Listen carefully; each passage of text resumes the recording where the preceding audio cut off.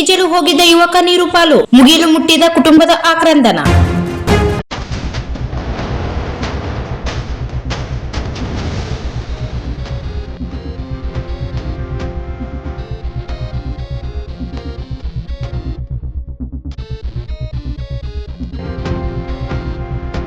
ಕೆರೆಯ ಈಜಲು ಹೋಗಿದ್ದ ಯುವಕ ಪರಶುರಾಮ್ 20 ವರ್ಷ ನೀರಲ್ಲಿ ಮುಳುಗಿದ ಘಟನೆ ಬಯ್ಯಾಪುರ್ ಕೆರೆಯಲ್ಲಿ ನಡೆದಿದ್ದು, ಕುಡಿಯುವ ನೀರು ಸಂಗ್ರಹಗಾರ ಯುವಕನಿಗೆ ಈಜು ಬಾರದೆ ಕೆರೆಯಲ್ಲಿ ಮುಳುಗಿದ ಘಟನೆ ಕೈರವಾಡಗಿ ಗ್ರಾಮದಲ್ಲಿ ಜರುಗಿದೆ.